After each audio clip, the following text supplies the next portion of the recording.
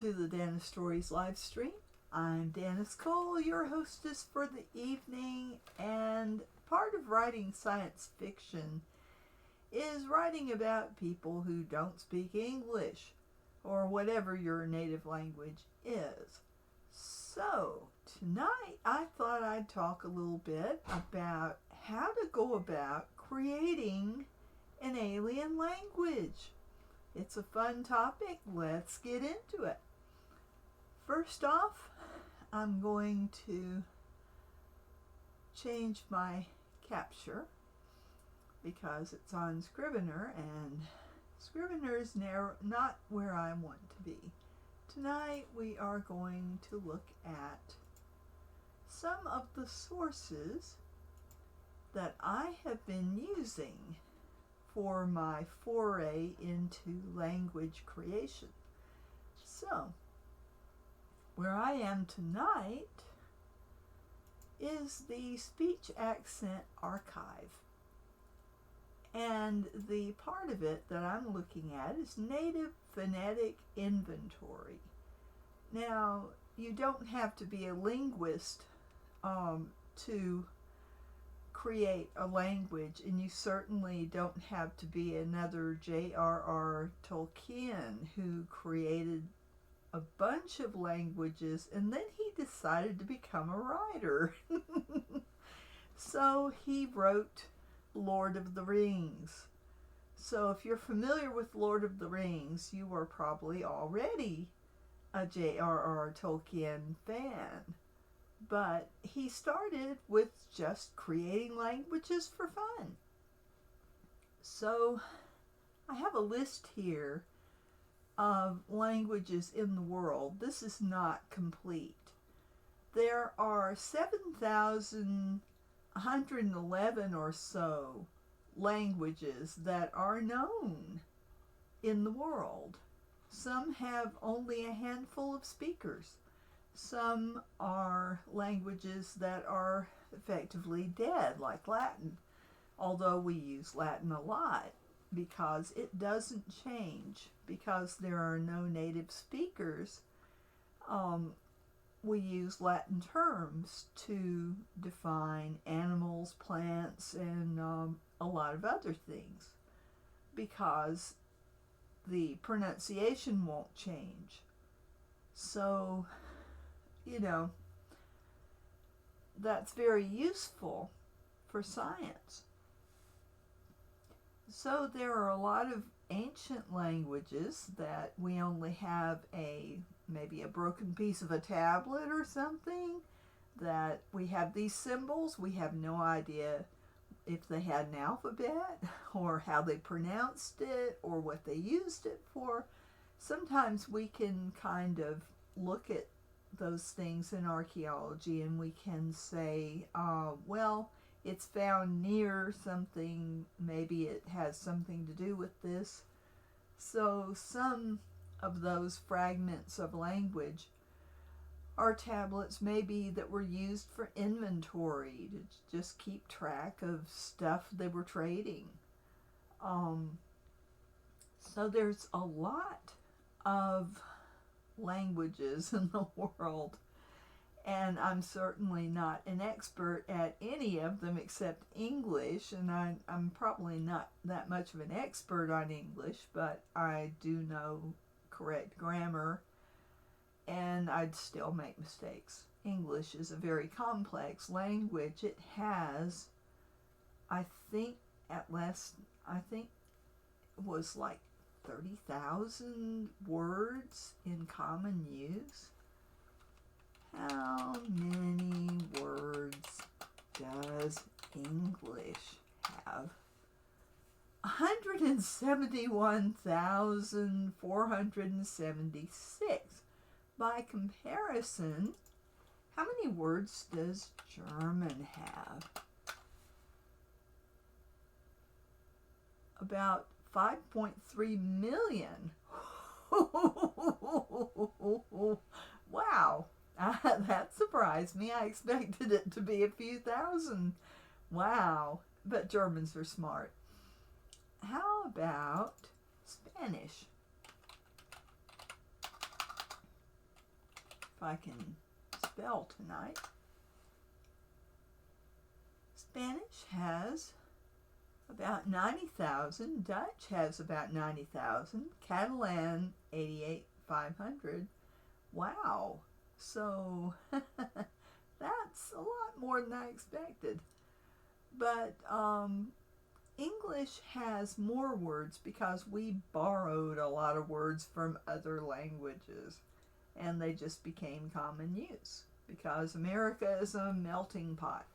And of course, somebody from south of the border would take exception to me saying American because they're American too. South American is still American.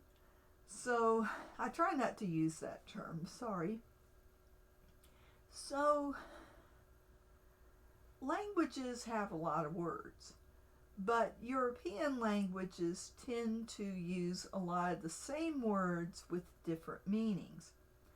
In English, we tend to have a whole bunch of specific words that are only used for one thing. Not to say that we don't have a lot of them with a lot of uses. But languages fascinate me. I'm not very good at pronouncing them. I have tried. I took 4 quarters of German, and anybody from Germany laughs at me when I try to pronounce it. So there's that. I wasn't a tremendously good student at it. I made 2 B's and 2 C's. Granted, one of those quarters, I was working 45 hours a week at a bowling alley snack bar, so there was that. I didn't make very good grades in anything that quarter. But as far as creating a language, you want to make a few decisions. It's not enough to just make up some words and put them in a list and say, oh, this means such and such. It may be enough if your character only speaks a few words of it or one phrase, you might be able to get by with that. But if you have a species that speaks a lot in your story, you probably need to do a little more than just make up a bunch of gobbledygook words, because language has a structure. So there are several ways to look at that. I did a lot of research before I started creating languages, and there are just a few things that you need to know about that and a created language is called a Conlang. So let's look up how to create a Conlang. Alright, so Fandomcom has an article on it. And you've got all these terms that if you've never looked into linguistics, it's rather daunting. But don't worry, a lot of these sites will say something about, what these terms mean. So, it can take a lot of work, it can, but the results can be amazing. So you decide what sounds you want, create words, and hold it all together with a grammar, not necessarily in that order. So you decide what sounds you want in it, and decide which consonants go together and which don't. Construct a grammar, and all this stuff may not make much sense to you, but there are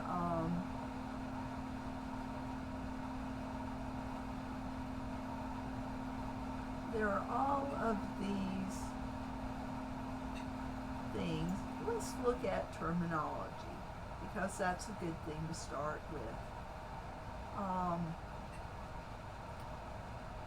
Conlang stands for constructed language as opposed to a natural language. So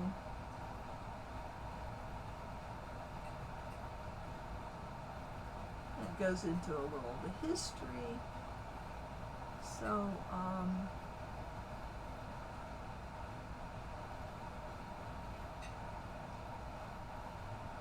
but what I was looking for is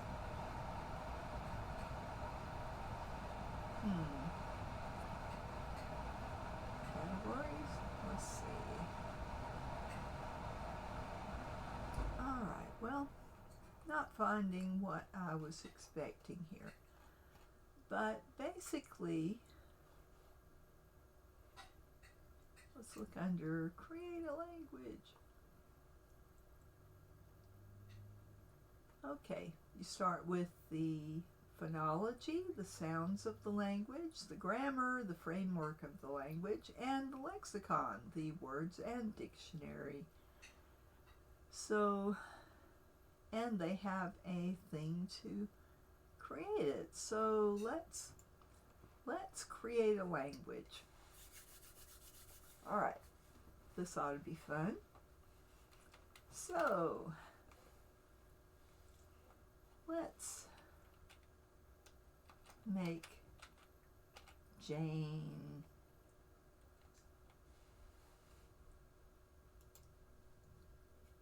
all right.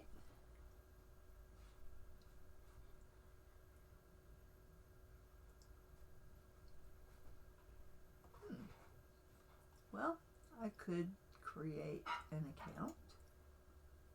Why not? So I'll use DanniStories.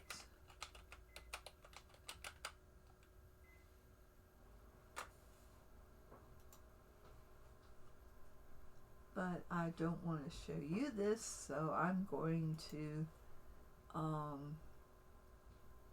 change this just long enough for me to create this account. So I'm going to let you see.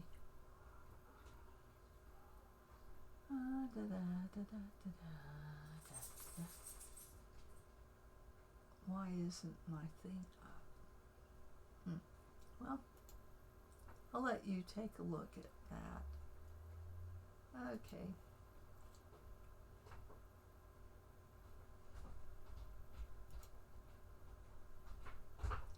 Yeah, you can take a look at my directory there while I do this. So I'll be right back.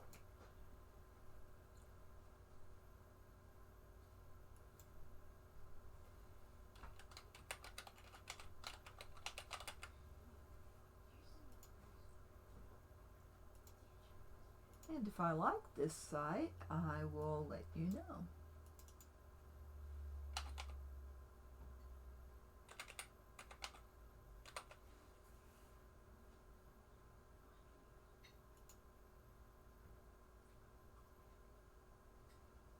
Okay, cool. And there is a Discord on it.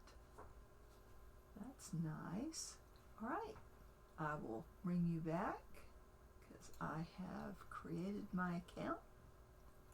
So now let's go back to my Conlang Jane, and we're gonna create it. This is gonna be cool. All right.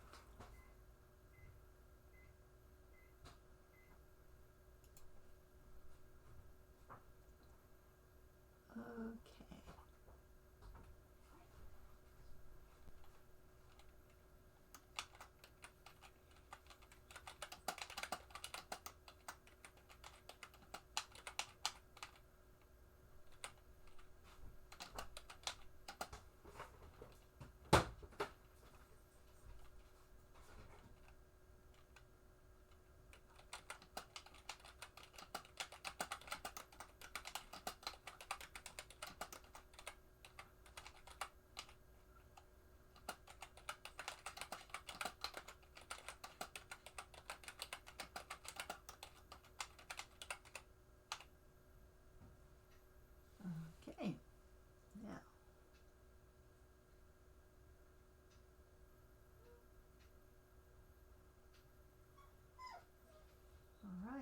save it.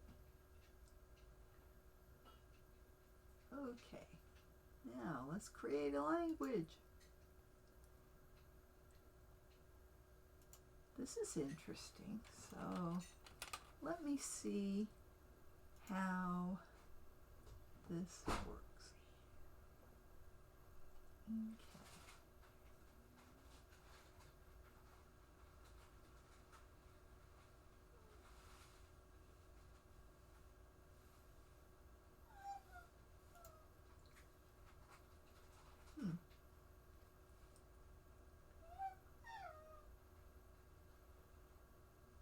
Not what I expected. So let's see what, all right.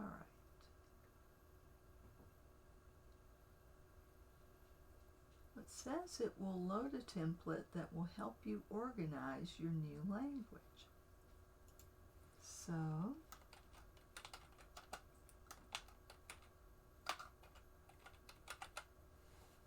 all right. Okay, here we go. Okay. Now I've got the stuff. Okay. Wow.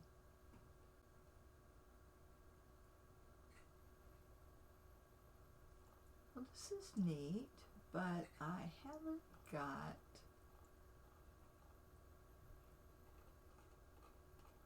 any clue what to put in here. I was hoping it'd have a little help. So what I will do is copy this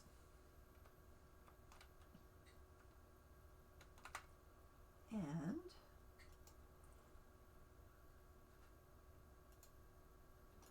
make a little Notepad file, since this is HTML, and I will name it. Okay.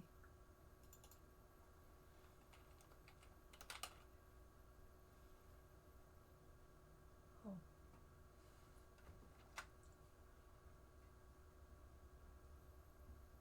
Okay.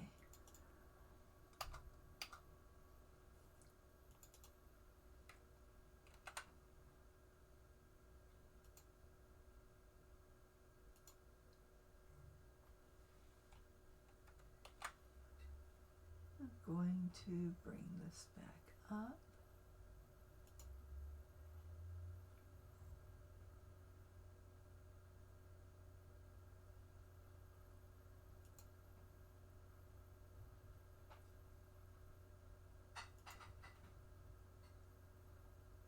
Okay, so I'm not quite ready to do this here, but basically there are a lot of decisions to make as far as what you are doing.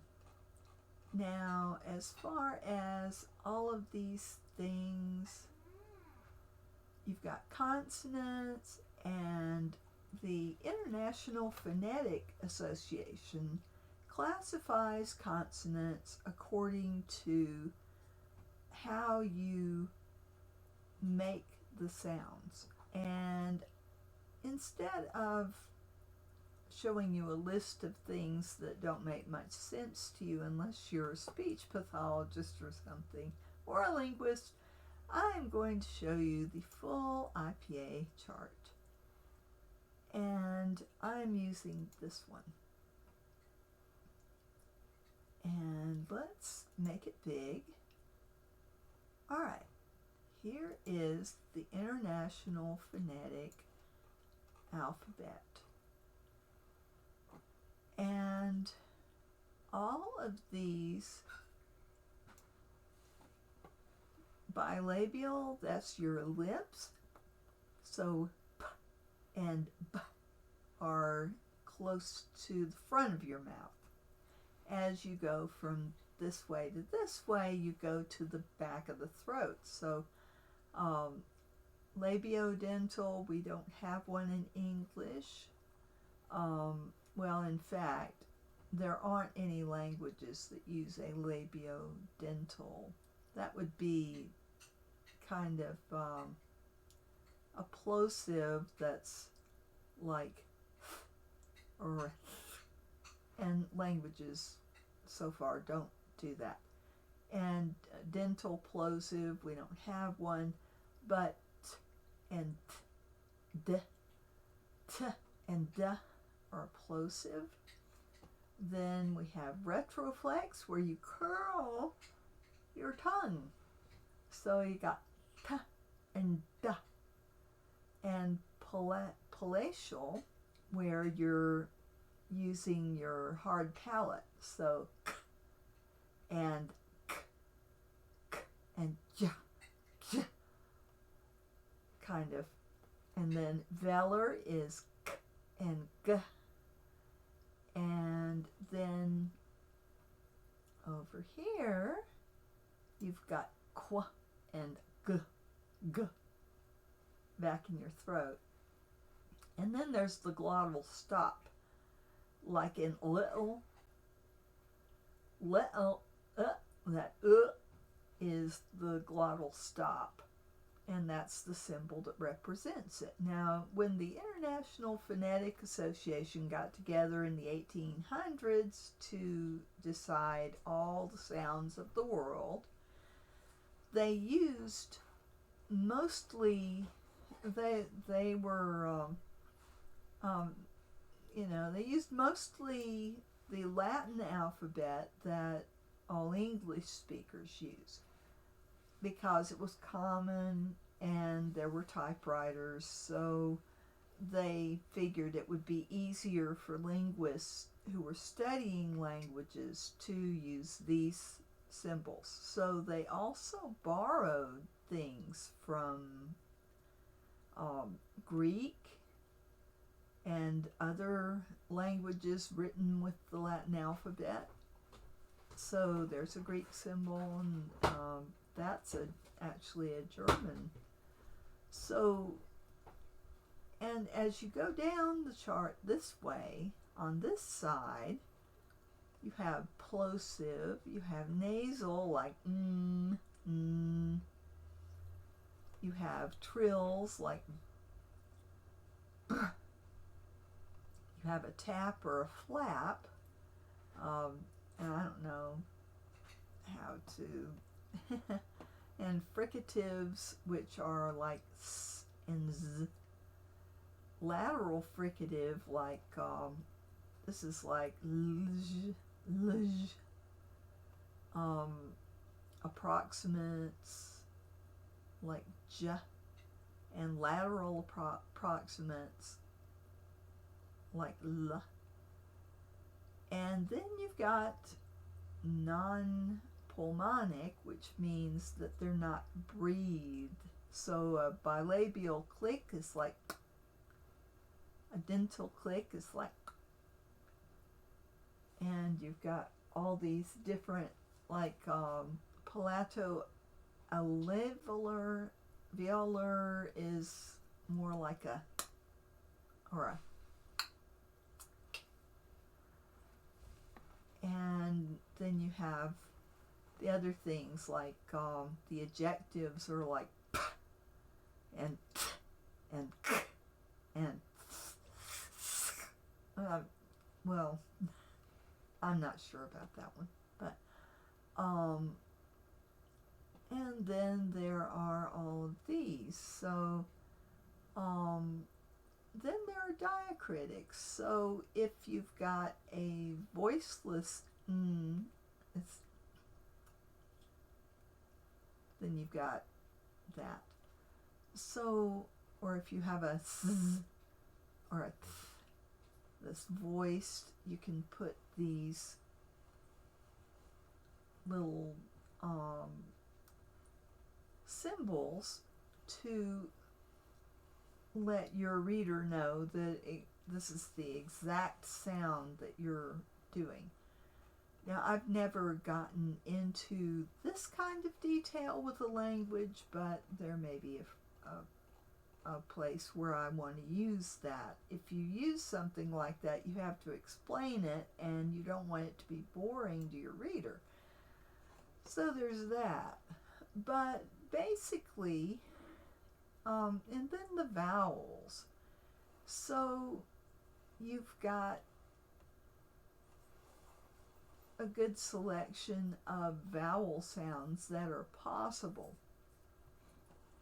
And I am not well versed enough on this chart to go through it, but basically, and then there's tones. A lot of languages use tones, like Chinese, for example. Mandarin has, is it 5 or 7 tones? 5. Has 5 tones. So the word ma changes in meaning depending on the tone you use with it. So you can have a rising tone, ma. You can have a mid-tone, ma. You can have a low tone, ma. You can have a rising and falling, so you got ma, and then, so there are 5 of those, and the meaning of the syllable changes depending on what tone you use. So I believe it's either Cambodian or Vietnamese that has 7 tones. So you can vary the meanings of your words with tones if your language uses tones. So there are other things, and where the stress comes in your syllables can be varied, and word order can be varied. So there's that. So, but just sounds, you can use the IPA to notate the exact sounds of your language. And there is a neat site over here. You can,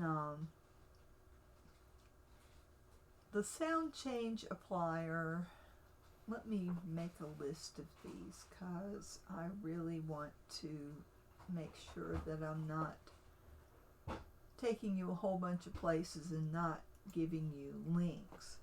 So let me go over here and see who's with me tonight. Oh, hello, go with him. How are you? Good to see you tonight. Let's put some of these links over here. So I'll go la la la la la la, because there's a lot of resources I'm going to go through, and I want you to have all of them.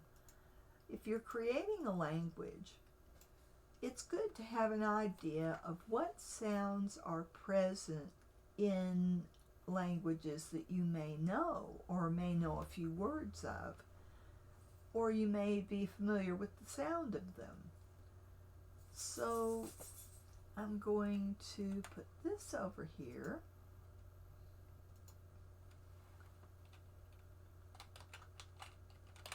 Sounds of different languages. Because you can base your language on a real language and maybe use different words and have a different culture, but maybe you've got, it's often easier to base a language on a language than it is to create one from scratch. But you don't want to make it exactly like whatever language you're basing it on. You want it to be different enough that somebody's going to listen to it and say, hey, wait a minute, that's Chinese. And then they say, no, I know Chinese. That's not Chinese. So you don't want to make something that sounds exotic to you but is not exotic to someone who speaks a similar language. You want to make something unique, but it's okay to use some of the same rules that other languages use. So let me go over here. I'm going to make some notes as I go and save these links so I can add them back to the description. So I'm going to call this language links. And I'm going to date them. I use a lot of little Notepad files, and it really helps me to keep track of things. So, without further ado, so for example, let's look at the language set of English. If you're listening to me in English, you're probably an English speaker. So here's the basic native phonetic inventory of English. So all these sounds are in the English language. And they may be British English or American English, but basically the same sounds are here. There are some that are, and you'll notice that most of the chart is here. We have a big variety of vowel sounds in English and a good variety of consonant sounds. So if you're going to look at this, so you've got p, b, t, d, k, g. You've got which is the ng sound. Then you've got f, v, th, and th, and the, s, and z, sh, and j, ha, and s. That's a ts. S, and j. Well, that's the j. This is like azure. J. So it's a little different. It's got the zh sound with a d in front of it. So it's j, j. And then we've got the what's that? The ones that look like English, I can figure out. That may be the I think that's and then j and l. So if you know which set of sounds you want, then you can take it a little further. So say you want to use the sounds of English and the vowel sounds of English, but you want to change it up a bit. You can do that.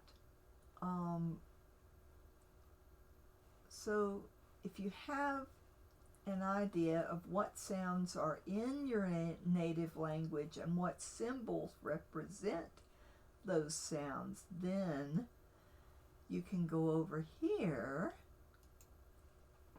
to this tool. Now this is the sound change applier. We'll come back to this. So let me make a note of it.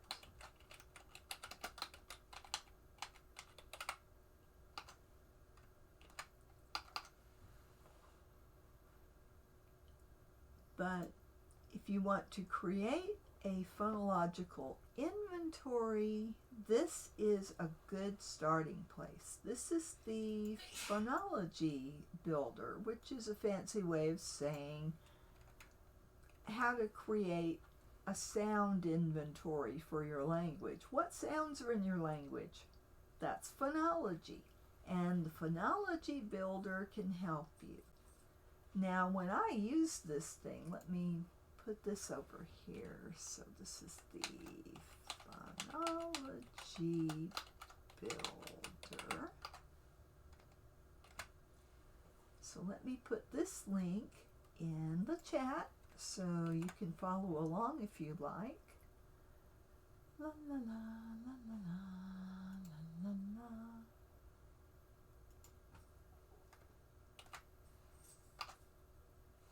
There we go. Okay, so how this thing works is you can do labels. So now you've got all of the labels that are on the IPA chart. And by the way, if you want your own IPA chart, let me go over here and put that link up here for you.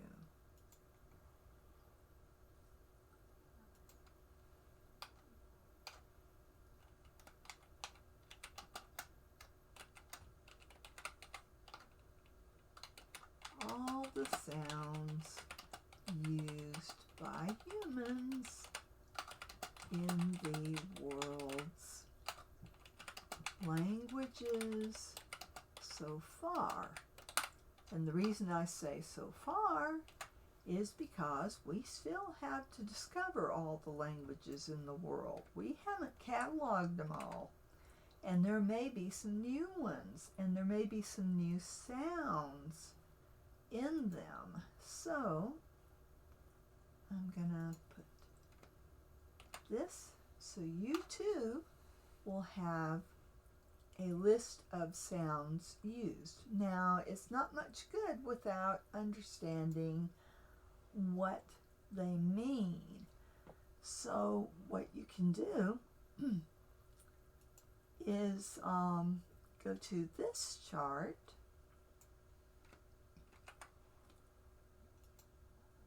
Ra, ara. And it gives you the sounds in the chart. So this is a copy of the chart.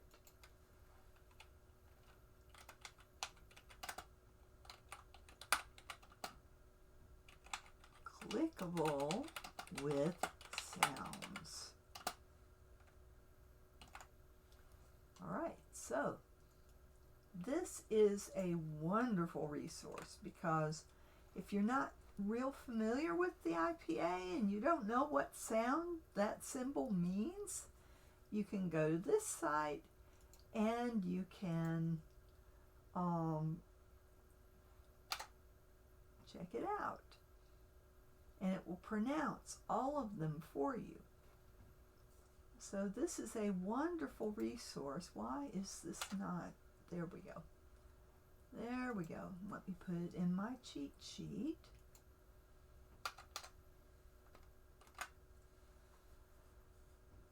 Okay, so we're going to go to the Phonology Builder, which is over here. And I clicked on Labels, and I'm going to create categories. Now what this does for you is it gives you a copyable chart of different sets of consonants and vowels. So the C and the V categories have them all. So you will probably want to take out some of the sounds. If you want something with all of the sounds, then you use them as is. But say you want just the plosives, so you can, there's these different categories. You can just use a whole category. And what these are The plosives are this row, the fricatives are this row, etc. And labials are that column, and the dentals are that column. So you can think about, how is your alien built? When they're producing speech, do they have a really, really long neck? If so, they might have a lot of uvular sounds, glottal sounds, and they might have another category down here, because if they have a really long neck and their pharynx is really long, they can produce some sounds that we can't produce, right? So you want to think about, how is your alien built? You know, especially in the throat area. Or can they make sounds? Do they use a signed language, or do they use a combination? I have one species that uses gestures, and they also have high-pitched screeching, and they're really not picky about the pronunciation, but they do, you know, you have to do the voicing with the gestures. So then I have one that is all gestural. So if you're using gestures, there's a thing called slippa. But let's finish with this first. So here's your output. You can copy that, and then you can edit these to take a few letters out, or you can do it right here. Say I don't want, well, I can't edit it here, but so you have it like this. Then you can take this. So say you want to create a language that is just consonants, no vowels, and you want to listen to this.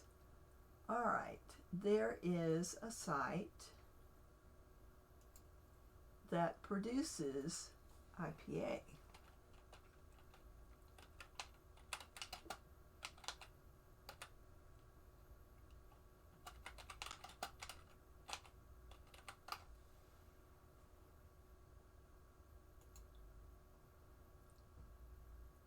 Now here's a keyboard that, okay, say I put that in.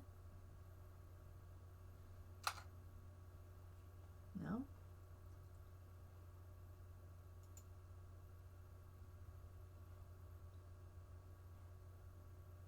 So there, I found several IPA keyboards where you can type in things.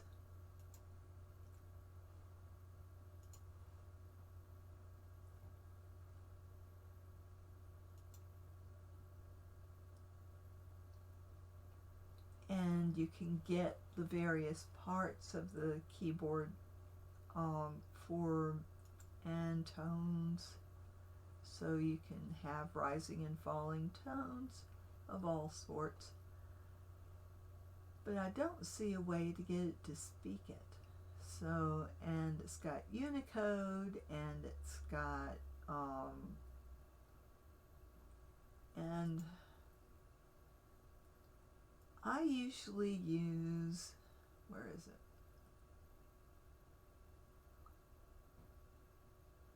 It's not on here.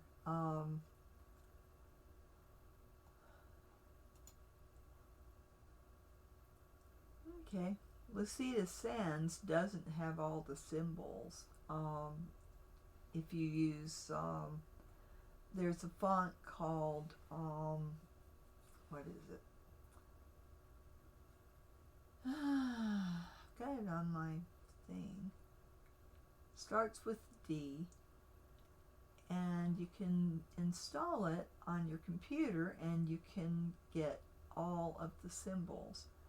On the internet, doesn't matter so much because you can use Unicode, but if you're in your word processor, if you pick the wrong font, your characters will show up as little question marks. And it's like, where'd my stuff go? I worked hard on this. So you need to have a font that can display all of the IPA symbols. So that D one does, but this is not what I was looking for. I want a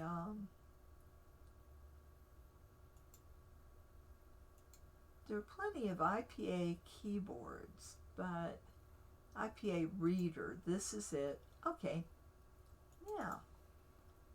And you can choose different voices. I'm just going to put that in and have Sally read it.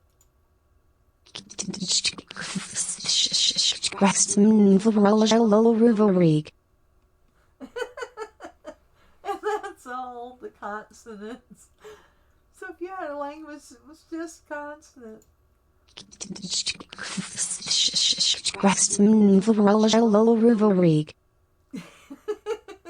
So this is the IPA reader. Whatever you put in there, it will read. So let me make a note of this.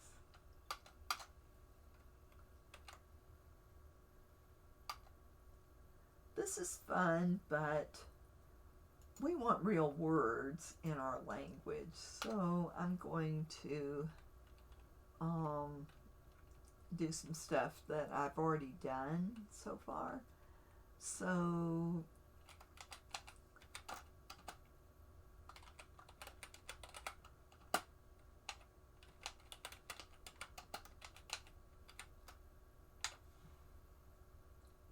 let me put this link there for you, and we'll go on. So it's not enough to have just sounds in your language. You want to have logic to it. So let's go back to the phonology. And once you've created this, you can go over to the sound. Now, if you want to make similar languages, the sound change applier is what you use. But we're going to go to Gen, and it's already got an example there. So say we add a whole slew of consonants. Oh, and of course I've got to go back to where was it? Alright, let's go to the phonology. Alright, I want labels and I want categories. Alright, so say I want to use every consonant known to man. Alright, I can go over to Gen, and I can put all the consonants in. And I can tell it that I want monosyllables to be rare, and I can do different patterns.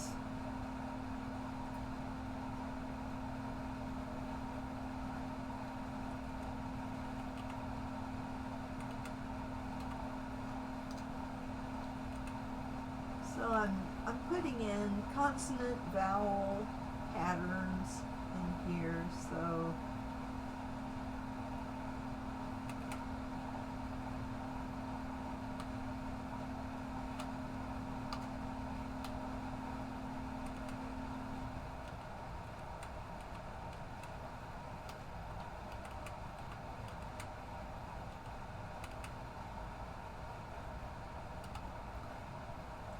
let's try that. Okay, we're going to generate. Alright, now we have something that we can put in there. So here's our new language. Copy that. I'm going to go to the reader and pop that in, and here we go. kgxɣဉ deakiti budla pbfvɸβmምህwʋච pbtτṭckqvvzðʒ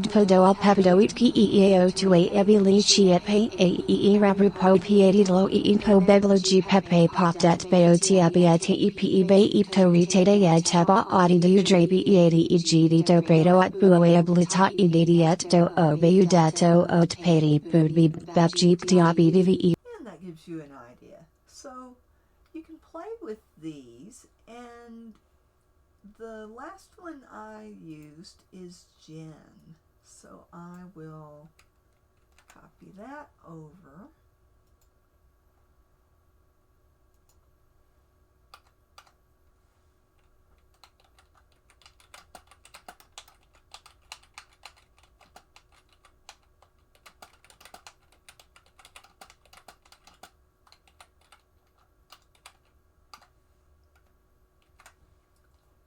Okay, so here we go. I will put this in the chat. And you can hear your language spoken. So obviously you're probably not going to use all of the consonants, but if you want to, and maybe you want to change it up and you want to take out the RL, and maybe you want more vowels. Say, what if you had a race that used all the sounds? So we're going to go back over to Phonology Builder. I'm going to get labels because I want them, create categories, and say we want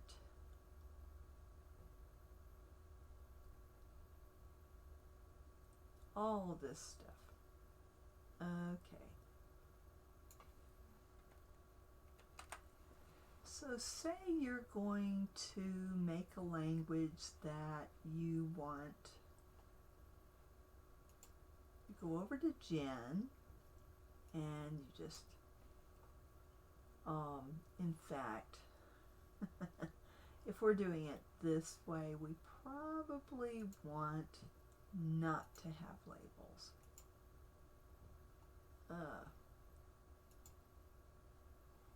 All right, one more time. I'm gonna not mess it up. We're gonna go to the Phonology Builder, and we're just gonna create categories. So we're going to, we've got unique categories here. So if you want rules in your Gen, say you've got, here's your categories. So you've got a lot of categories. So now you've got a little more leeway here. So you can do different patterns. So you can have like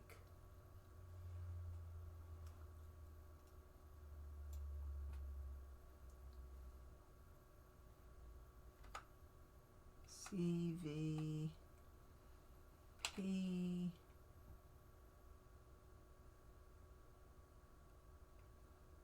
and R, and it's going to take from these groups every time you put it in your pattern. So, so I've got Q, J, G, or you might have G, V, Q, and just different combinations, and you can just play with it.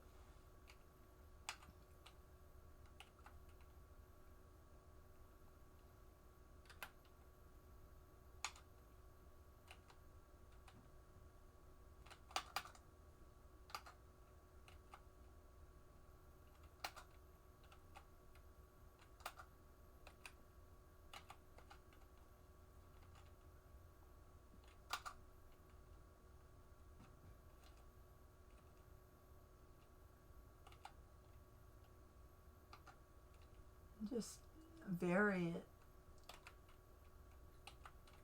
Put some vowels in there so it kind of makes sense. And then you've got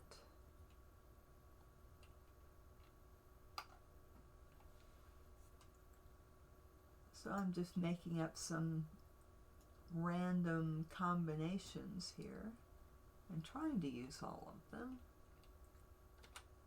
Oh.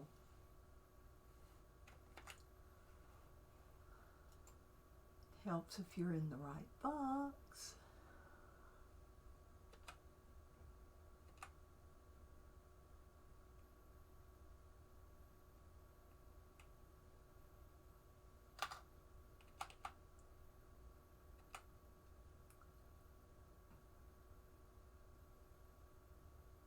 And this would be good if you wanted only for a certain group of consonants to only come at the end.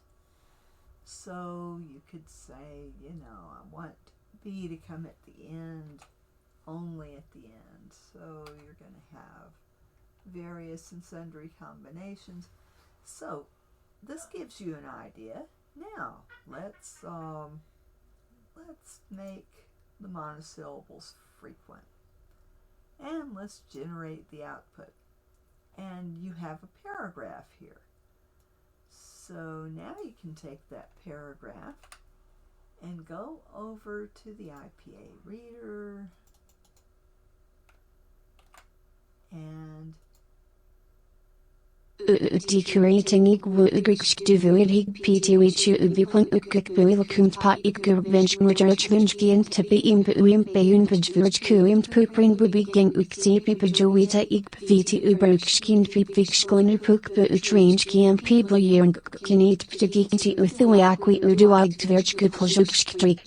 ʔħʰʰḥ Cool, huh?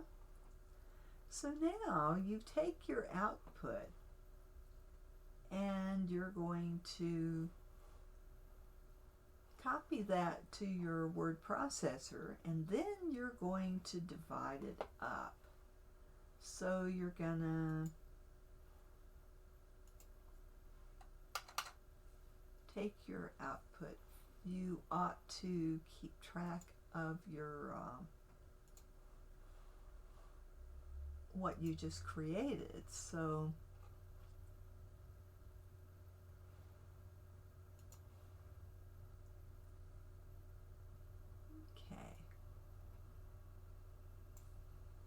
getting error messages on my Scrivener. That's worrisome. Okay, so I'm going to put my categories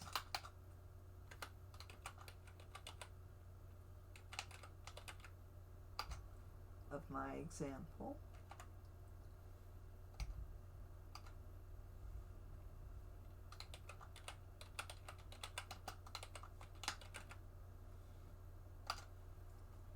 Rewrite rules, and there's a lot you can do with this. It has a manual, and you can, you know, look at that to see what to do with the rules. And then you've got your syllable types.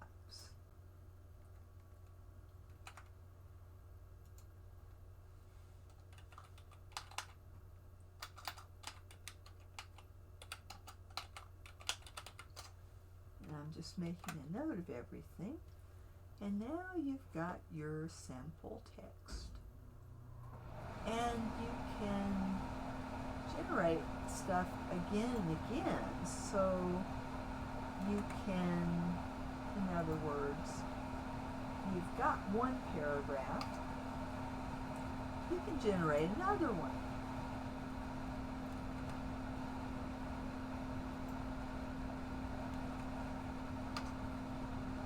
Another one.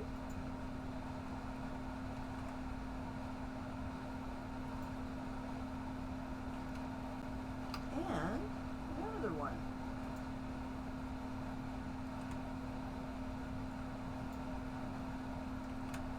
Now you can go to your Notepad file and you can start working with this. So I'm going to change my focus here to my little example. I'm going to keep it as language links.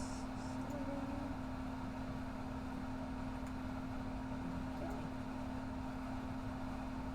So let me turn the camera so that you can see what I'm doing. I'm going to go to my Notepad file here. And now you can see what I'm doing. So I'm going to expand this. And I'm going to make sure that my word wrap is on. Where is it?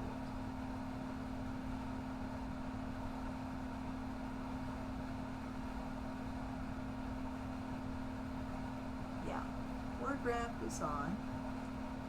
And I'm going to make my font ÄØʔ, which is my IPA font. There are several IPA fonts. There are 4.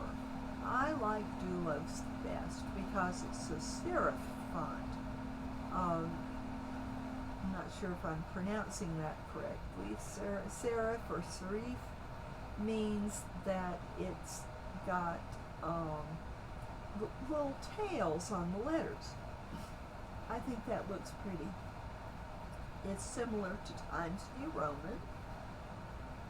If you are more of an Arial fan, you would. That is a sans serif font.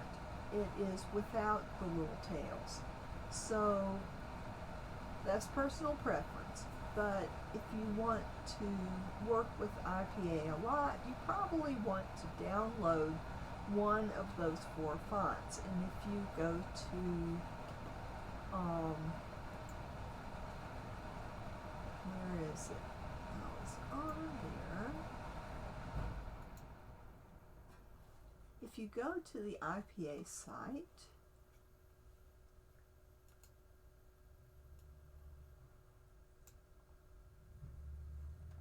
to this link,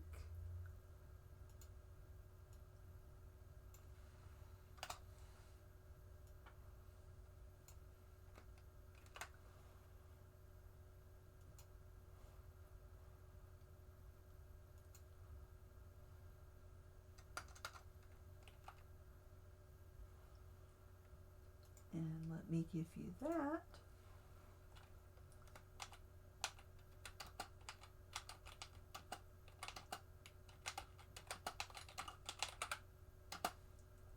Okay, there it is. So now you've got the link to the IPA, and I added that on here.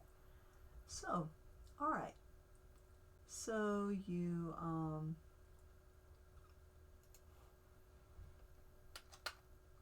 let me put you some directions here.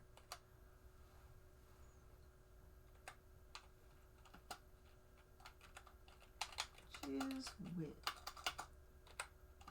which sounds you would like in your language.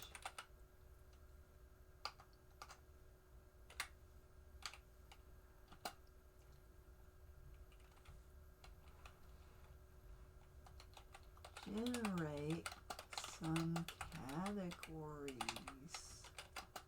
here. And that is the Phonology Builder.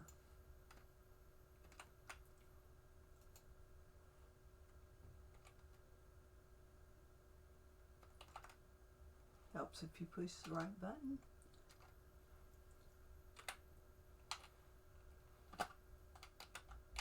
Alter which sounds you want. Oh.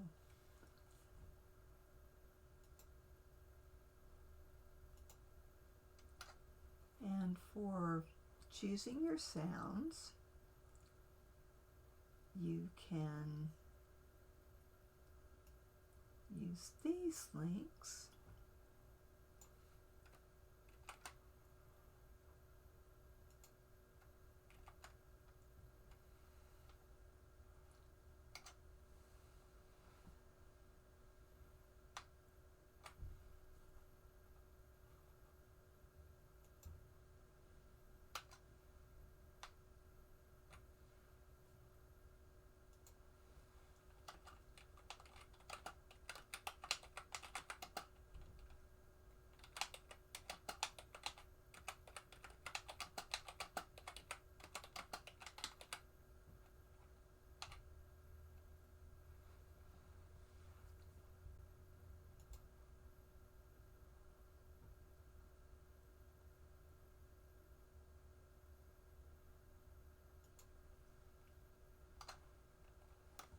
You might want to download a font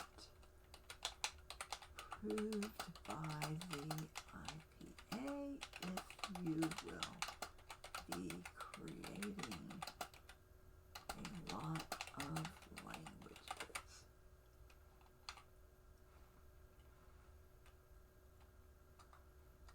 Well, maybe not if you will be creating a lot of languages.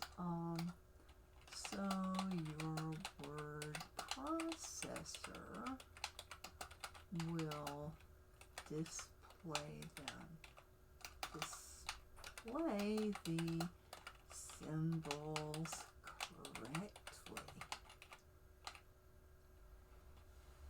Yeah, and the reason I say that is because you don't want to copy your categories and stuff into your word processor and then have a bunch of question marks because it can't display them in whatever software you're using. There are instructions on the IPA website on how to install a font, and there are instructions on the internet to put that font in whichever operating system you're using. So if you're using Windows, you're going to put it in the Windows font directory. If you're using a Mac, there's a different place they go. And if you're using Linux, there's still a different place. So if you look up those step-by-step instructions, then you'll know how to install the font. It's very easy. When you download the font, it's going to come in a little zip file. You're going to have to extract the files from the zip files. In Windows, I just right-click it and say extract, and then it gives me the directory that it thinks I want. And I just choose which directory I want it to put it in, and I want it to create a directory for it to hold all those files so that it doesn't dump them in whatever directory I'm choosing. And then I do extract. Then the files are no longer compressed and they are available for me to use. So then usually that font file is going to be one little TTF file, or if it's a latex file, it's going to have a different extension. But basically, it's just a little piece of software that tells your operating system, hey buddy, I've got a new way to display letters. You want to see? And your operating system says, oh yeah, show me.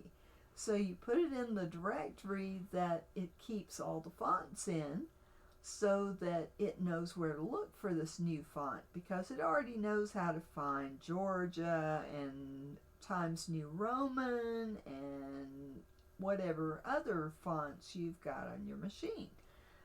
But you can have new ones, and there are places you can go on the internet to download free ones of all sorts. So if you want a particular decorative look to something that you're doing, say you want to make a sign and you're writing about medieval times and you want that pretty medieval looking English, Well, there's a font for that.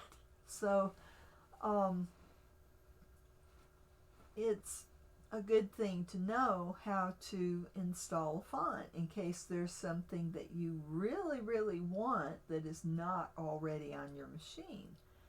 And usually when you're in your word processor, now I'm in Notepad, so I'm not going to see that, but if I was in LibreOffice and I clicked on fonts, it would show me a sample of what each of the fonts looks like, so that I know how it's going to look before I start typing.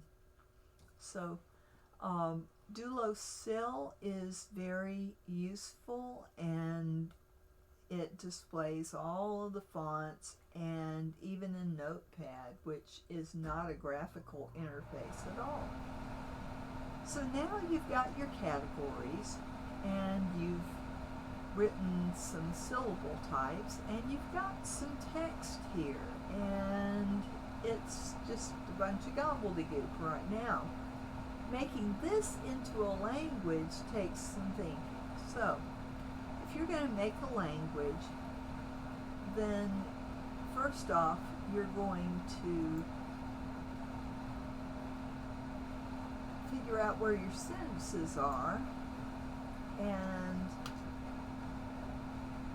I start by just putting the sentences. That's a sentence. That's a sentence. That's a sentence.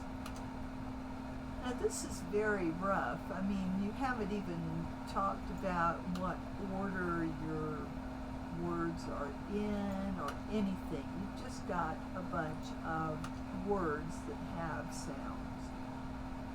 But it's a good starting place, because you can take this and you can get word lists out of it. So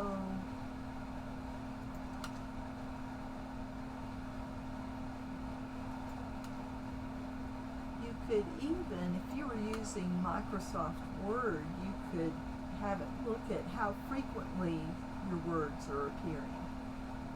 LibreOffice, I haven't figured out how to get statistics out of it yet, but that's not to say there is not a way. I just haven't found an add-on that does that.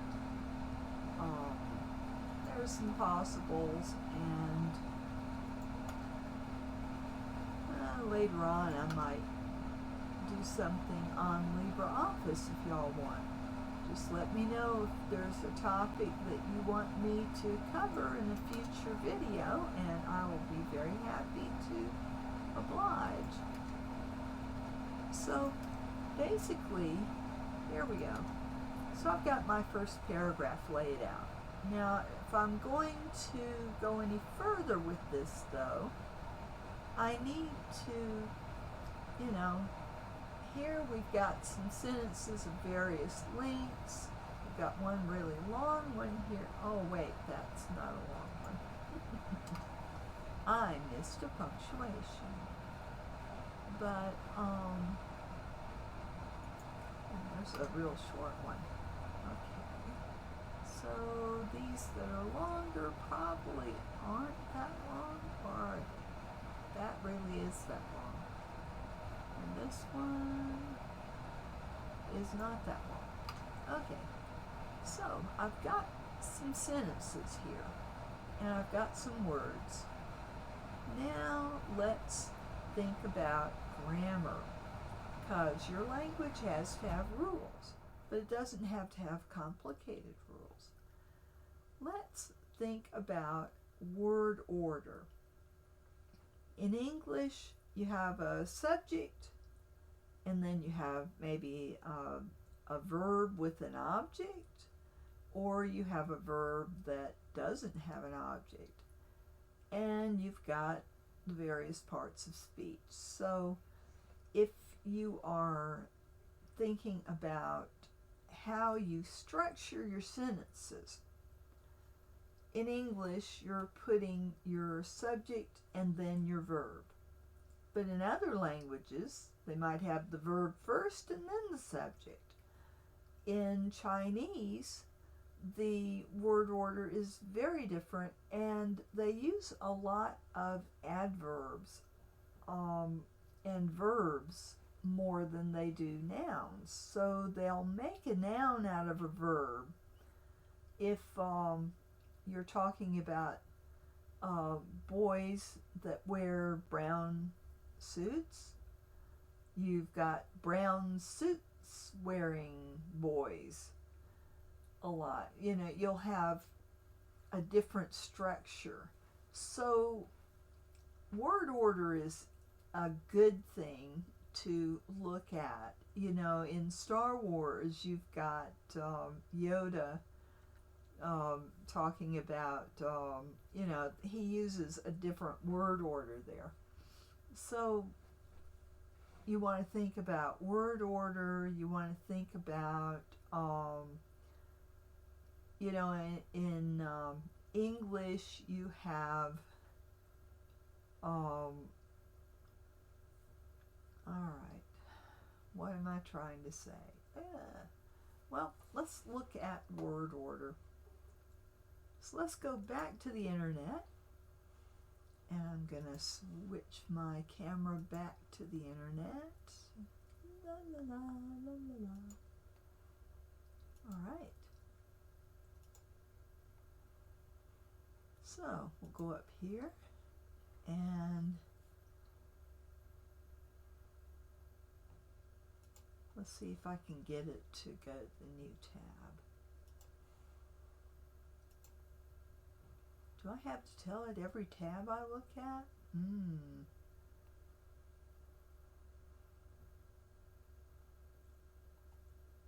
Well, it apparently already went there, so. Alright, just making sure that things are going as I expect. Okay, so basically, word order and creating a new language. Alright, how to use sentence structure to learn a foreign language. Cool.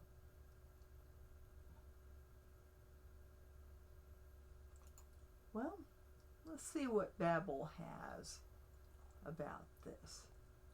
Okay. The subject, the verb, and the object. So if you're here in the United States, he pet the dog. If you're in England, that doesn't quite work out, but okay, the order is almost always the same. So, subject, verb, object, and almost half the world's languages are structured this way.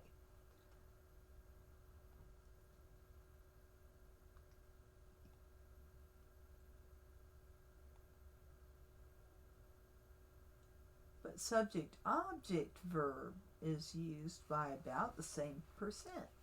So it would be like, he the dog pet.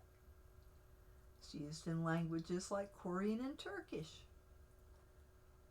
and most languages spoken in India. So it would still take a little getting used to. And then the least popular ordering put the object first. The dog he pet, like Yoda. And the dog pet he. So, you can think about SOV, SVO, OSV, and OVS as far as your language. So, do you want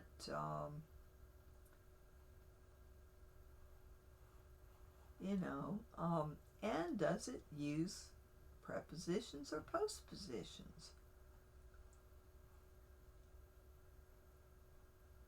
Like on the table, in a year, or with a dog. So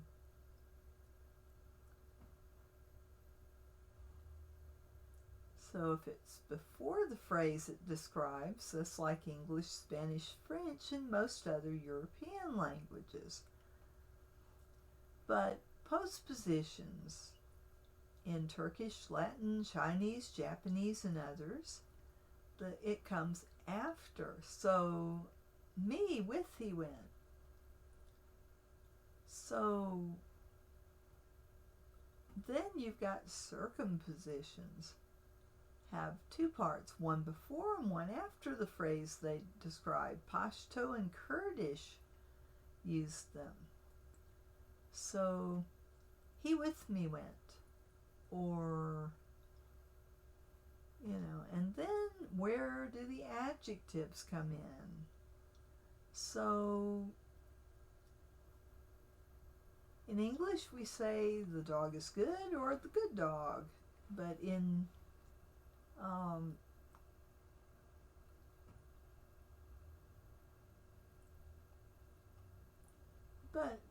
there's different things.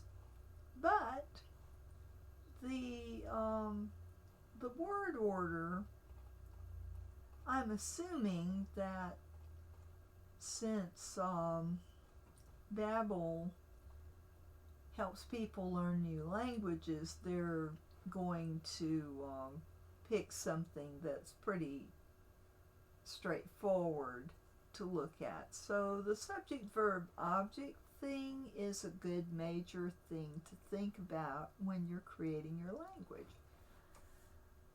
So there are 4 of those orders, and I will put a link to this because it's very clear. A lot of the sources I've been looking at today are not that clear. So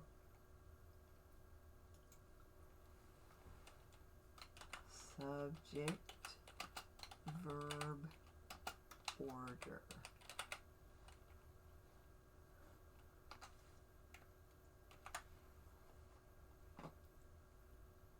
And this is probably one of the most important things when you're designing your language, to just think about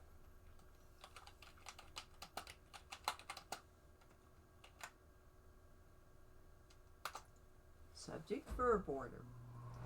That's one of the major considerations that I've got in my made-up languages.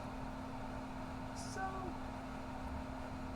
basically, these tools have been very helpful to me, and I've been looking at a lot of comparative sources to try to figure out things about my languages. Now, if you want to get a little more scholarly, I'll let you see some of the sites that I've been looking at today. Now, there's a good site here, World Building Workshop. This has a pretty good guide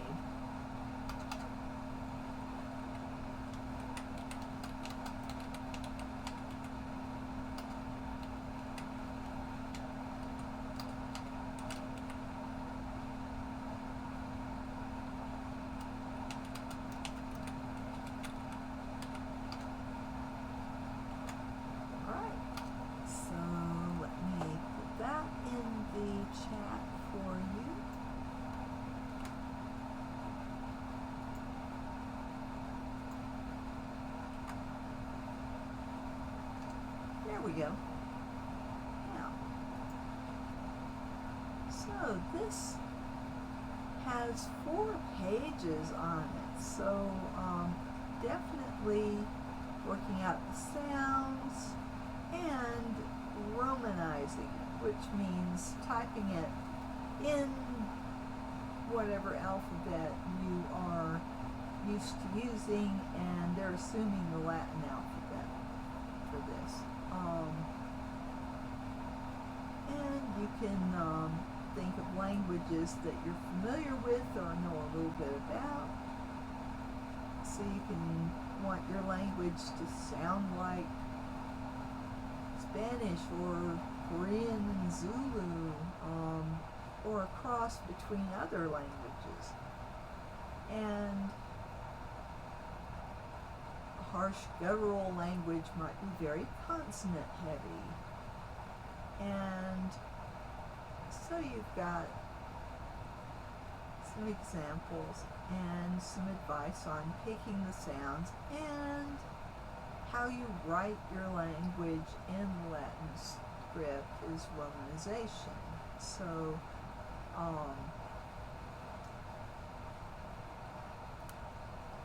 you want to have something that's familiar. If you're writing in English, you want to romanize your script so that but you might want to have a plate of your language with its own alphabet so that you can show that it is very different from what they're reading. So then the syllables. So you're going to work out how many vowels, how many syllables, and what structure, and how long do you want your words to be. Then this is neat. They've got a little supplement for the IPA chart, and this is very useful. It gives you a little overview of what these terms mean in the IPA. It's very useful. And then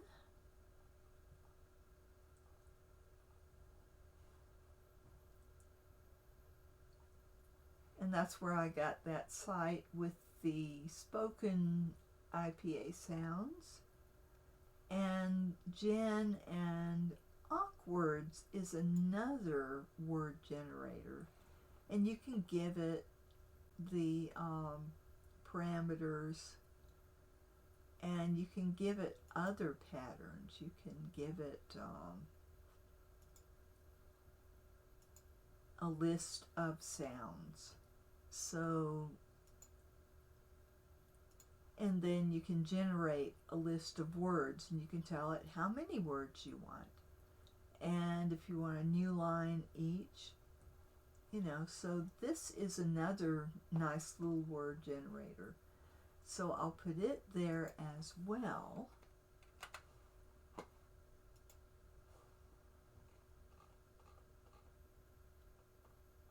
So you've got Gen, and you've also got Awkwords.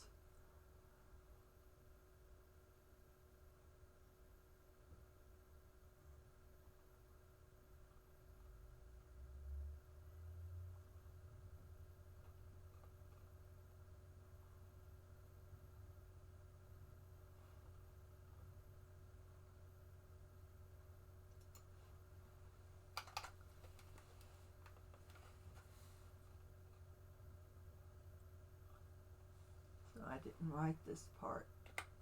So now plug your categories into your fave word generator. So I will put Awkwords. And I will also put Gen. So let me go back to Gen. Let's see.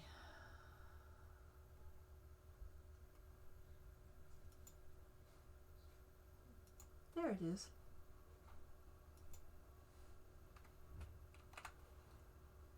Okay.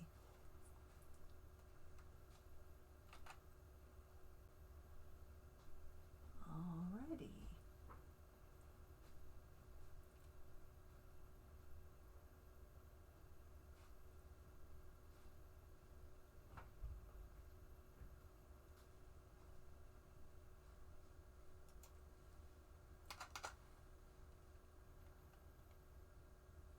Actually, work out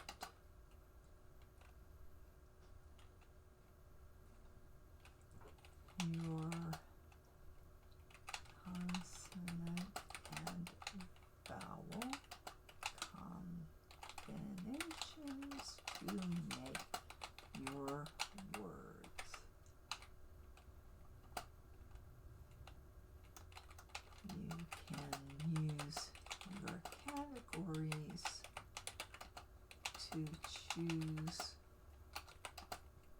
say, which consonants or vowels come only at the end of a word.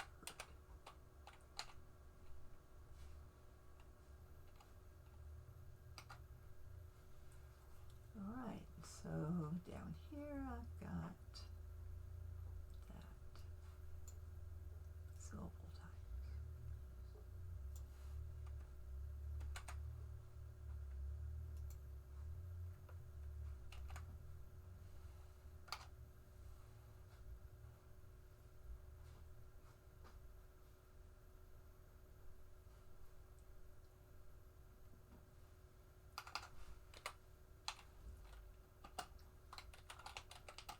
Work out any rules. For example, if you don't want double consonants for certain letters, you can put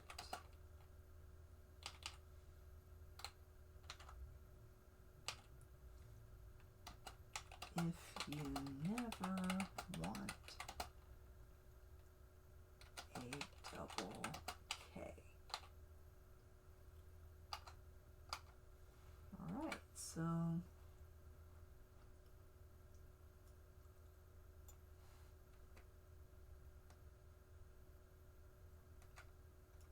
rewrite rules.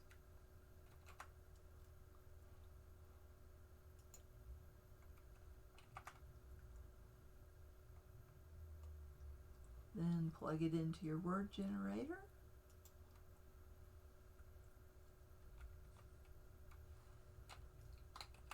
Copy your output to your fave word processor.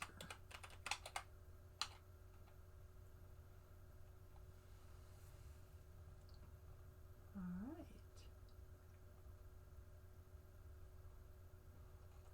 And let me la la la la la la.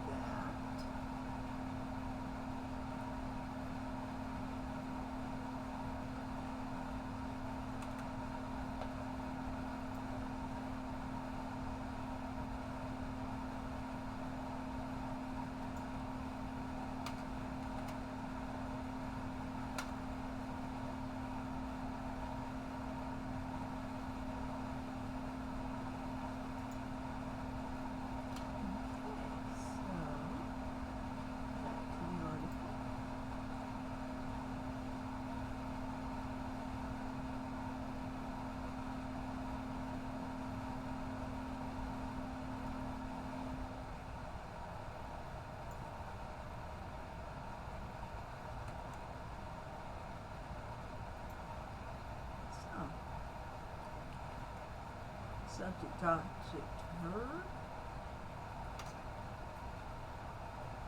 And an example.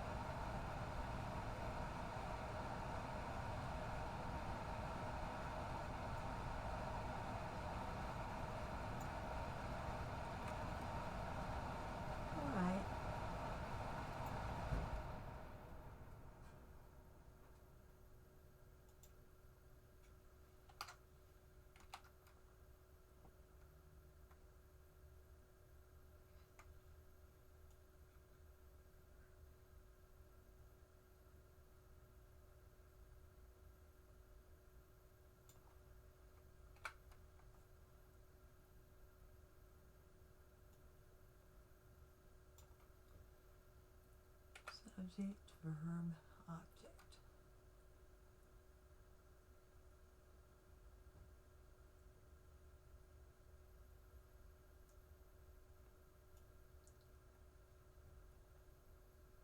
Okay, that's more like it. Yeah. Okay, and some example countries. Well, all right.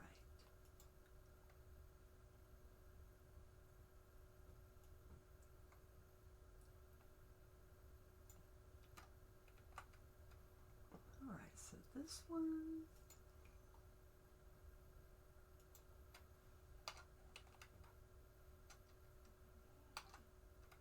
all right, then the third one,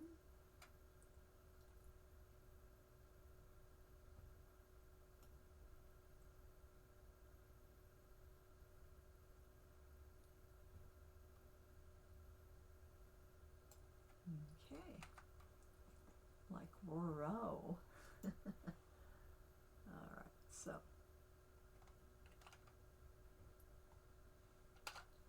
and then the last one is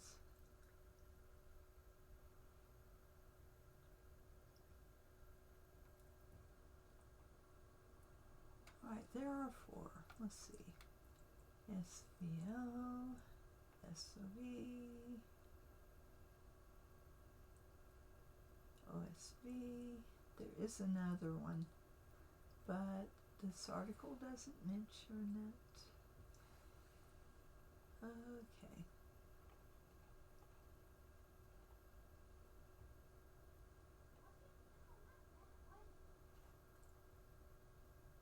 So how strict is the word order?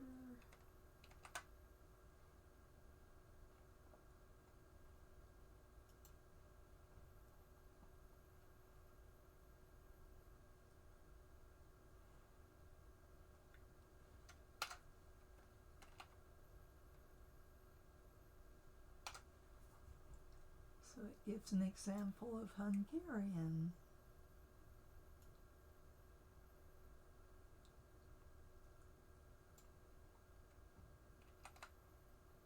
Okay.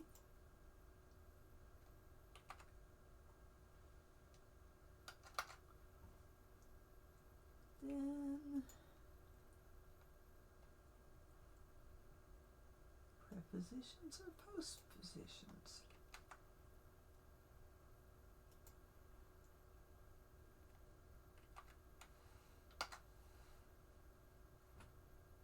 And let's have some examples.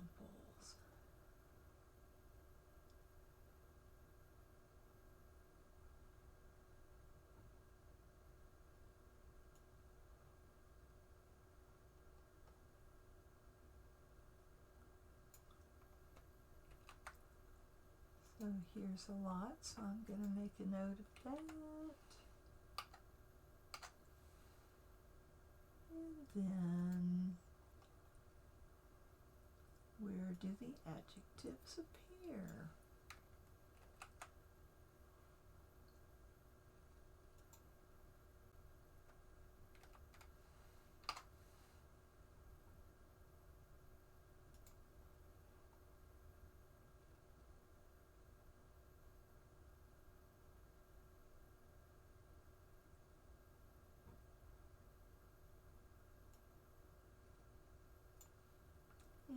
example in English.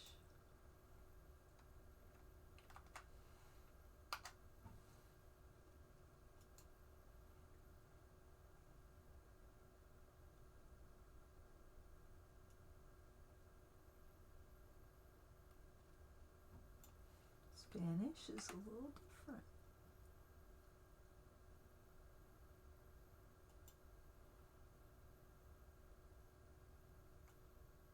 So we can have la la la la la la la la.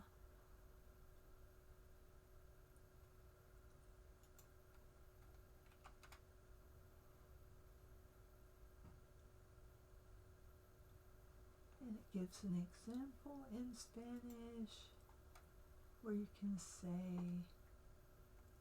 el perro negro. So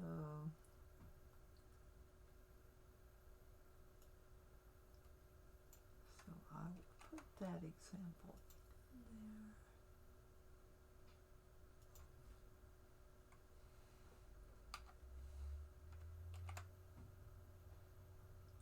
Right, so that's the only topics that article goes into. There are a lot more choices if you want to be really detailed, but you don't have to be. You can just, let's go back to the Guide for World Building for Languages and see what they suggest. So I'll go up here to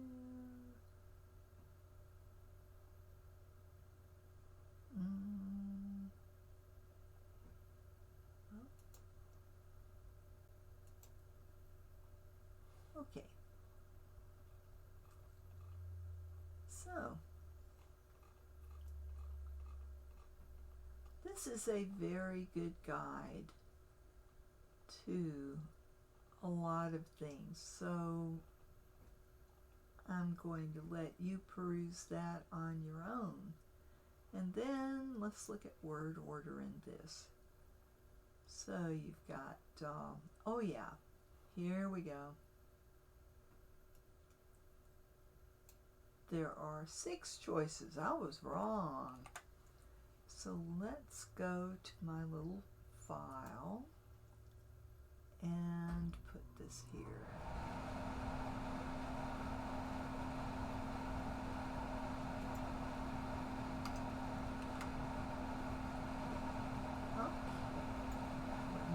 Sure of where we are looking. We are looking at the website. So, all right.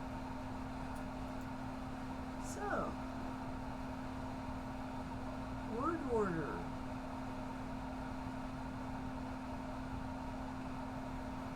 So there are some good examples.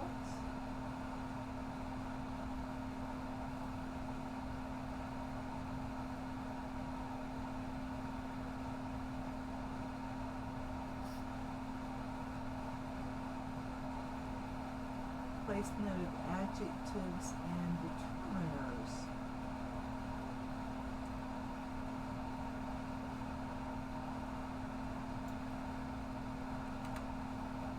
So that's a good thing to think about too. So I will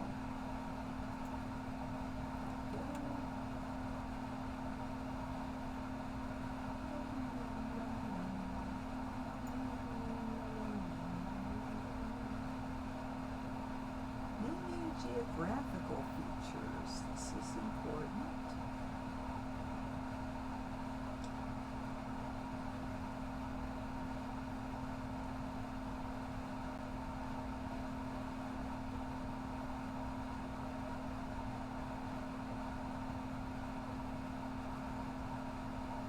And list of words.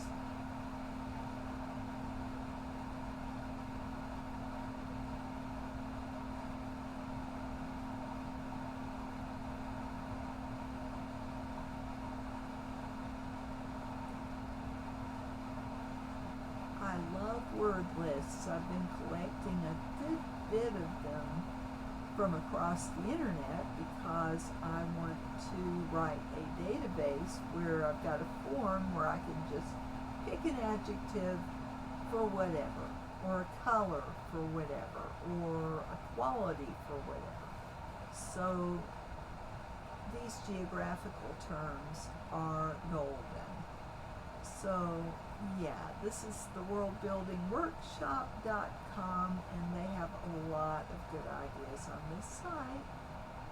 So, and they've got lists of, I didn't read this far. I should have. Yes. Definitely good. Definitely good. Professions. Types of trees, flowers, gems, positive attributes. Oh, wow. Space terms. Yeah. I had an entire hierarchy of ways to find the worlds in my universe, and I've decided that I'm going to boil it down to 3 terms, maybe 4, but you know, we have constellations, but if you think about it, a constellation is 1/88th of the entire universe. You really don't want to have a naming convention like that. It is different if you're talking about seeing celestial bodies from Earth. Constellations are very useful for that, and they're very useful for astronomers. But as far as if you're traveling in space, you no longer have Earth as a reference.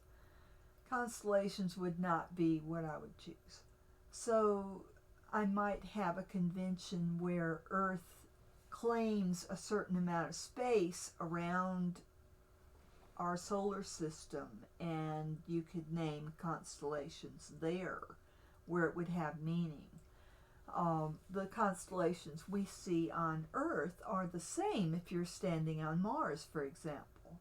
So the constellations would still have meaning in our solar system, maybe in the next solar system. I'm not sure about that, but definitely in the solar system, you can look up in the sky on any of the planets and see the same constellations that you see on Earth. But when you go further out, that's not gonna, that's not gonna do it. Now, Star Trek came up with the system where we've already got longitude and latitude on the Earth. And if you think of the solar system having a longitude and latitude, and if you think of the Milky Way having a longitude and latitude, then you can do it with, you could divide the whole universe into concentric circles, and you could have sectors and quadrants and things like that. But you'll notice in some science fiction that they have more quadrants than 4. You can't just take a term and give it a new meaning. So, but it, the longitude and latitude thing would be great for something like a spiral galaxy, which is a disk and is roughly circular. But what about these irregular galaxies that there are that are just blobs and they're not round? So I got thinking about that, and I thought, well, in my universe I have hubs. And the hub is basically a giant computer that serves multi-star systems. So it will serve nearby stars. And not every star system will have a hub. Not every area of space will have a hub. But a hub is a useful way of grouping some star systems. So yeah, I'm keeping that. I had a whole hierarchy of things, and it just wasn't working. It's not intuitive. So basically I've got what galaxy the planet is and what hub, and that is good enough. Maybe constellation for the ones that are fairly near Earth. So you've got different ways of doing geography, but as long as your system works for you, you can have whatever system you want. It's just that you may have to try several before you find that maybe yours is too complicated to be practical, or, in my case, or it may be too simplistic for what you need. So you got to experiment with that. But definitely, this is very, very good, and we've gotten off of languages. So let's go back, because we are looking at languages. So we've basically come to the end of our constructing languages part. So now you have what you need pretty much to construct your language. So say, what word order are we going to use for this language? Why don't we use subject, verb,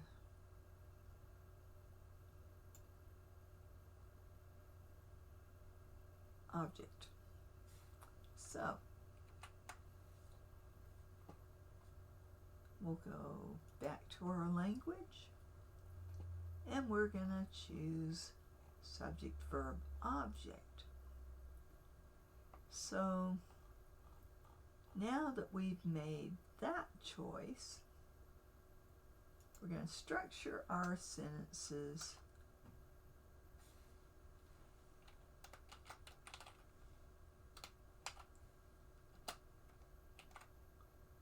well, maybe I'm not going to call it Jane, because I want to base Jane on Elshar.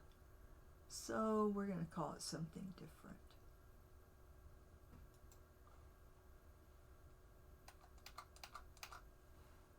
So we'll call this language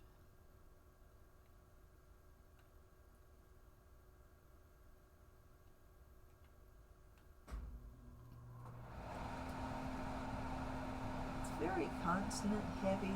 I'm going to work on it, but I could make it Moraine. Alright, so we've got our word order. We're going to need to divide this up into the parts of speech. So the very short things, and we need to decide what parts of speech we're going to have in there. So, but now that you've got a word order, you're going to have the subject, then the verb, then the object. That's pretty straightforward. So then we're going to think about how strict is the word order. So in Moraine, we're not picky.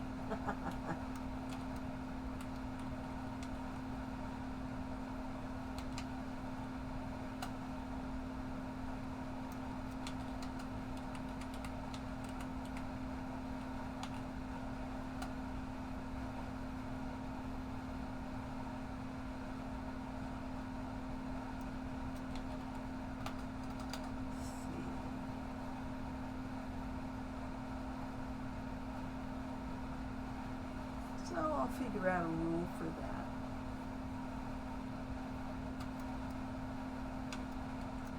Needs rule. Okay, and then prepositions or postpositions. We're going to use postpositions.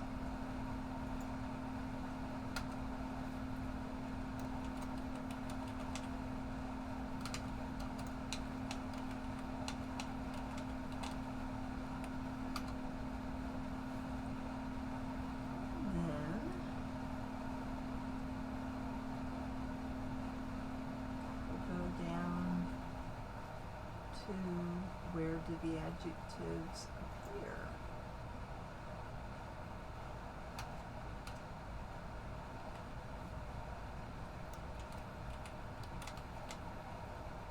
I'm going to say after nouns. Okay.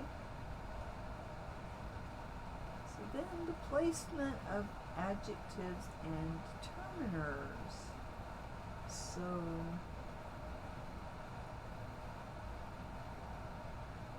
yeah, so we're gonna figure that out, and then we'll have a language.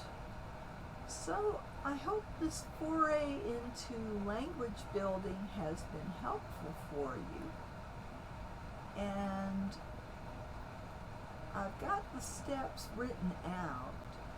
I need to figure out a place to put these files so you can get to them. If you want to come over to my Discord site and there's interest, I can post it there, but anything I post on my Discord only lasts 24 hours because I do not have Nitro. So that's why I haven't been posting things there. So it brings us back to I need a place I can post these little files for you so that you can get to them. I could put them on Facebook. There is a provision for putting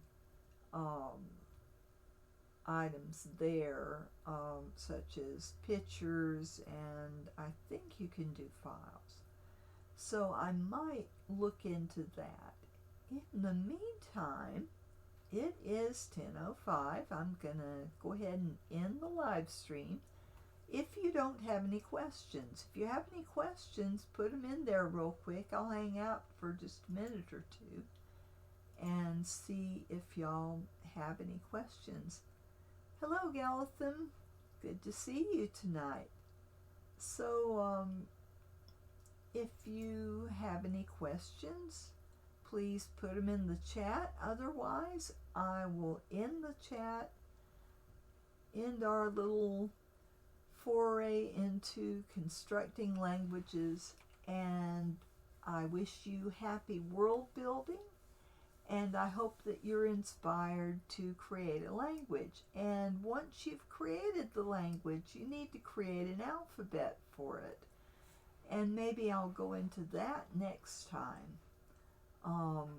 First I have to work on my languages, of course, but once I have something to create a native alphabet for, then I will be happy to share that with you in a future live stream.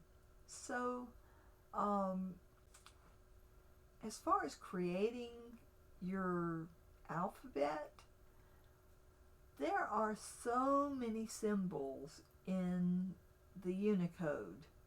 If you look up Unicode lists and go there, you will see that there is a symbol for just about anything under the sun. So, including ancient languages and foreign languages and English and all the symbols and wingdings and emotes that you can name. So you could probably create your alphabet out of those symbols and just, decide how you are going to use the symbols and go from there. So, but if you want to create totally new symbols that are not among the 100,000 that are in Unicode, there are ways to do that. There's also ways to connect different building blocks of letters in Unicode. So I'm not going to go into that here, but I just wanted to let you know that there's a world of possibilities. You don't have to be able to draw well and design some pretty script that, you can use the building blocks in Unicode to make your created alphabet. So don't be daunted by that. Just read up and you'll be able to see that it's easier than you think. In the meantime, I've got a whole bunch of links for you. I will put them in the description so that you can start creating your own language. And I wish you good luck. And have a good night. And if you're disabled like me, don't worry about your can't list. Just push that aside. Look at your can-do list. And don't pressure yourself to put things out by a deadline. You know, that's my best piece of advice. Deadlines are good, but make them loose. Because if you get up one morning and you have a lot planned, you're going to do this, and you wake up with a migraine, or you're feeling lousy, or you're not thinking too well, depending on what your disability is, it can be very hard to stick to a schedule. If you are officially disabled and unable to work, that's why you're unable to work, because you have these disabilities that get in your way of accomplishing what you want to accomplish. But if you just plod away at it a little at a time, you will make progress. I am constantly frustrated that my list of stories on Amazon is not growing, because I am learning a lot more about plotting, and I'm figuring out ways to make my stories better, but I keep getting distracted by the language thing and other things, and I'm not getting my editing done. That's my problem. But I am working on it, and as long as you are working on it in any shape, form, or fashion, then you are doing good work. So don't get discouraged. Rome wasn't built in a day. Your universe won't be built in a day, and your story won't be built in a day, usually. So don't worry so much about getting things done on time. Worry about doing a little towards your goals every day, and break those goals down into small, achievable, measurable, and your goals need to be achievable. You need to be able to measure your progress. If it's something vague, you won't work on it, trust me. If you have a goal of, I want to write a book, but you don't go any further than that, you won't get the book written because it's too vague. Be specific. I'm going to write 1,600 words a day for a month, and I will have a 50,000 word novel at the end of it. That is achievable, measurable, and specific.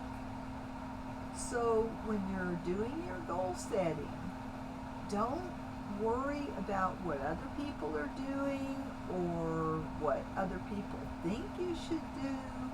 You are the only one, if you're disabled, you are the only one in the world who knows how hard it is for you to do something today, right now, this minute. And you just need to be nice to yourself and say, well, I'm doing the best I can. I've got a lot going on, all of us do. So don't compare to other people.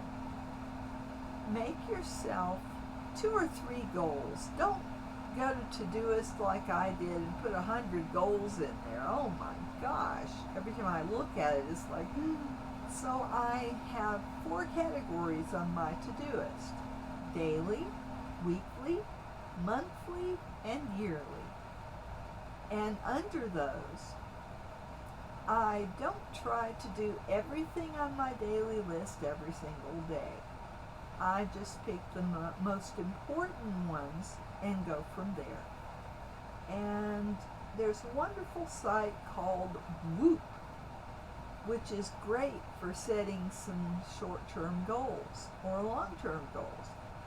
And you can change it over time. You can whoop anytime you want to. And the whoop method is to think of something that you wish that you could do. Then you turn it into a goal that is achievable, measurable, and all that good stuff. And I'll give you the link to whoop.org and you can try it for yourself. So, I wish you health and happiness and happy language building. Have a good night. Bye.